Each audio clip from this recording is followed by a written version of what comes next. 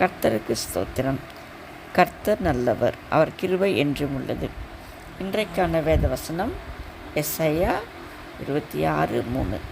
உம்மை உறுதியாய் பற்றி கொண்ட மனதை உடையவன் உம்மையே நம்பியிருக்கிறபடியால் நீர் அவனை பூரண சமாதானத்துடன் காத்துக்கொள்வீர். ஆம் பிரியமானவர்களே, கர்த்தர் நல்லவர், அவர் கிருபை என்றும் உள்ளது.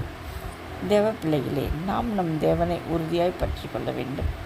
நீர் எனக்கு போதும், உம்மால் மாத்திரமே எல்லாவற்றையும் செய்ய முடியும், நீர் என்னை கைவிடாதிரும் என்று நாம் அவரை உறுதியாய் பற்றி கொள்ள வேண்டும். இதைத்தான் தேவனும் நம்மிடம் எதிர்பார்க்கிறார்.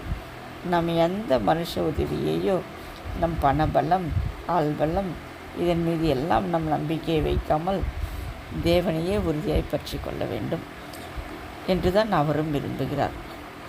நாம் தேவனை மட்டுமே உறுதியாய் பற்றி கொள்ளும்போது நமக்கு சமாதானம் மட்டுமல்ல, தேவனுடைய எல்லா கிருபையும் கிடைக்கிறது.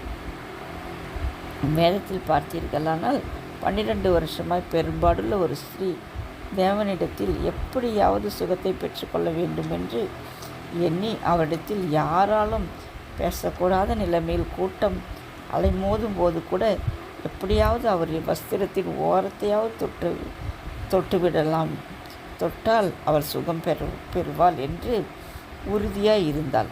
அவ்வளவு கூட்டத்திலும் ஆண்டவரின் வஸ்திரத்தை தொட்டு சுகமானாள். அதேபோல் செகேயாயக்காரன் அவரை எப்படியாவது பார்த்தே ஆக வேண்டும் என்று காட்டத்தி மரத்தின் மீது ஏறி நின்று உறுதியாய் இயேசுவை பார்க்க வேண்டும் என்று நின்று கொண்டிருந்தான். அவனை இயேசு கீழே அழைத்து அவனுடைய வீட்டில் போஜனம் பண்ண போனார். அன்று அவனுக்கு ஒரு பெரிய ரட்சிப்பு வந்தது. பிரியமானவர்களே, தேவன் நம் இருதயத்தை பார்க்கிறார்.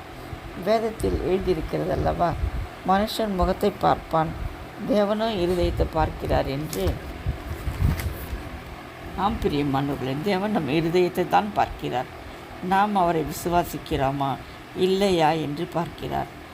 எந்த ஜெபத்தை நாம் அவரிடத்தில் கேட்கிறோமோ அதை செய்ய தேவனால் கூடும் என்று நாம் அவரை விசுவாசிக்கிறோமா என்று தான் அவர் நம் இருதயத்தை பார்க்கிறார். நான் என் வாழ்க்கையில் அநேக அற்புதங்களை இயேசுவிடமிருந்து பெற்றுள்ளேன். அவைகள் எல்லாமே நான் அவரை முழுவதுமாய் நம்பி உம்மால் மட்டுமே செய்ய முடியும், நீர்தான் செய்தாக வேண்டும் என்று உறுதியாய் அவரை பற்றி கொள்ளும்போது மட்டுமே செய்திருக்கிறார்.